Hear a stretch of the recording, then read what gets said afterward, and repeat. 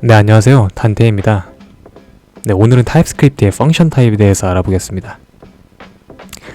네, 함수를 선언하고 싶은데 간단하게 펑션이라는 타입을 활용해 보고 싶은 유혹이 들 수 있습니다. 저 또한 한번 사용을 해봤는데요.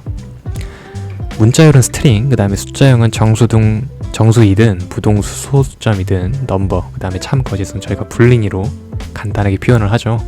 함수도 왠지 펑션이라는 타입으로 모든 함수 타입을 퉁칠 수 있으면 좋을 것 같은데요. 실제로 타입스크립트에서는 펑션 타입이 존재합니다. 인터페이스로 제공을 하는데요. 그렇다면 이 인터페이스를 사용해도 될까요? 예제 코드를 통해서 한번 자세히 알아보도록 하겠습니다. 펑션을 사용해서 선언한 매퍼 함수와 그렇지 않은 함수를 저희는 비교해 볼 건데요. 먼저 실제 예제에서 어떤 요구사항을 가지고 확인해 볼지 알아보겠습니다. 저희가 작성할 매퍼 함수는요, 스트링과 넘버를 아규먼트로 받고 스트링 타입을 반환하는 간단한 함수입니다. 그래서 함수 시그니처를 보면요, 이 아규먼트 타입인 아이템은 스트링이나 넘버 타입을 유니온 타입으로 가지고 있고요. 그 다음에 리턴 타입은 스트링으로 반환하는 걸 확인할 수 있습니다. 인터페이스가 아니라 타입으로 선언하면 다음과 같이 선언할 수 있는데요. 네, 그리고 특정 fn이라고 하는 함수에 이제 함수 파라미터로 전달된다라고 했을 때 이 abcdef라고 하는 이 어레이와 함께 이제 이 fn이라고 하는 함수의 인자로 들어가게 됐을 때 이 fn은 이 어레이와 이 매퍼 함수를 통해서 abcdef라고 하는 스트링 타입을 반환해야겠습니다.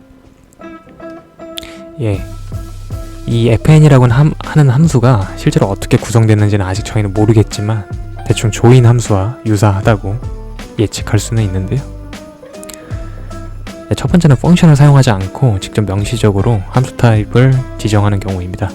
아래 조인이라고 하는 함수를 만들었는데요. 이 조인 함수는 어떤 타입의 배열도 받아들일 수가 있고요. 그저 이 매퍼 함수에서 스트링 타입을 반환하기만 하면 되겠습니다. 네, 그래서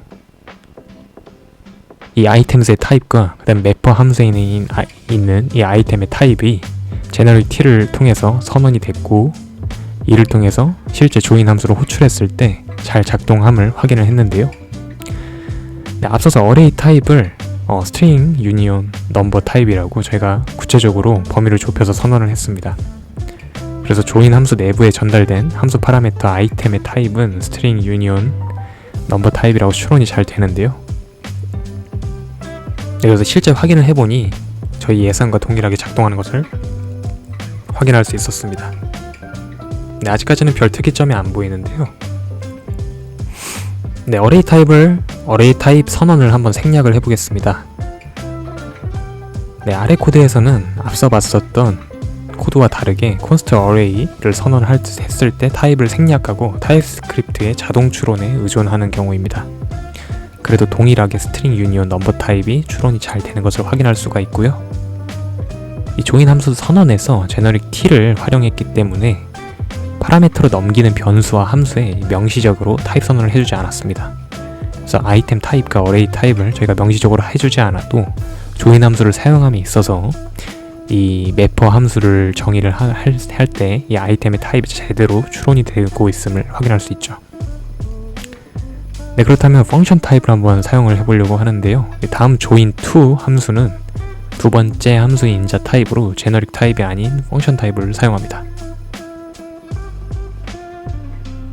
네, 동일한 어레이를 넘겼음에도 불구하고요, 이 매퍼 함수 내부에서 아이템 타입을 제대로 추론하지 못하는데요. 그것은 이 매퍼 함수 자체가 특정 함수 타입으로 정확하게 구체적으로 선언이 된 것이 아닌 그저 인터페이스 펑션으로 선언이 되었기 때문입니다. 이에 대한 정적 오류를 해결하기 위해서는 매번 넘기는 함수의 타입을 명시적으로 지정을 해줘야 되는데요. 하지만 이때 생기는 문제는 이 매퍼 함수 타입과 어레이 타입 간의 연관관계가 완전히 깨져버린다는 것입니다. 그래서 단순히 그저 빨간 줄을 없애기 위해서는 다음처럼 실제 어레이 타입 t와 무관하게 로직에 맞게 적당한 타입을 선언하기만 하더라도 이러한 그 빨간 줄을 일단 일시적으로는 없앨 수는 있는데요. 네, 아이템은 넘버라고 이렇게 선언을 했지만 실제 넘기는 어레이의 타입은 스트링 유니언 넘버이기 때문에 저희가 실제 사용하는 데이터 어레이의 타입과 이 함수 내부에서 사용되는 파라미터의 아이템 값은 다르게 선언되어도 이 타입스크립트 컴파일러가 이를 잡아내지 못함을 확인할 수 있습니다. 그래서 이러한 코드는 코드 사이즈 프로젝트의 코드 베이스가 커지면 커질수록 이러한 정적 정보를 추적하기가 어려워집니다. 또한 실제 함수 이 매퍼 타입이 기존에는 넘버 파라미터를 받아들이고 스트링 타입을 반환해야 되는 그런 시그니처를 가지고 있음에도 불구하고 이를 반대로 작성하거나 했을 때 이에 대한 타입 에러를 컴파일 타임에 전혀 잡지를 못합니다. 타입스크립트를 저희가 기존에 사용하고자 했었던 그런 이점을 전혀 가져다 주지 못하는 것인데요. 두 번째는 클래스 정의문을 인자로 넘길 때 이 펑션 타입 펑션 인터페이스를 사용하게 되면 문제가 발생할 수가 있습니다. 예를 들어서 다음 예제 코드에서 myFunction이라고 하는 함수는요, 클래스 정의문을 인자로 받아서 함수 호출 시에 다음처럼 new 키워드와 함께 클래스를 호출합니다. 그래서 이 myFunction이라고 하는 이 함수 내부 구현에서는 myClass를 사용할 때 항상 new 키워드를 붙여야 됩니다. 이러한 정보를 모른다면 myFunction을 구현하는 측에서 myClass에 new 키워드를 붙이는 것을 생략할 수가 있게 되는데요. 네, 그래서 이때 다음처럼 myFunction 구현부에서 실제로 new 키워드를 생략을 해보고 run을 눌러봤는데요. 컴파일러는 이를 확인해주지 못하지만 실제로는 에러가 발생함을 확인할 수 있습니다. 그래서 원래는 output 존이라고 하는 것이 호출이 찍혀야 되는데 그러지 못하고 다음처럼 오른쪽에 에러가 발생함을 알 수가 있습니다. 네, 이러한 프로그래밍적 에러를 방지하기 위해서는 myFunction 타입을 명시적으로 지정을 해줘야 됩니다. 네, 다음처럼 펑션 인터페이스 자체를 타입으로 사용하는 것을 방지하기 위해서는요, 타입스크립트 ESLint의 bentypes 플러그인을 사용해서 펑션 타입 선언을 방지할 수 있습니다.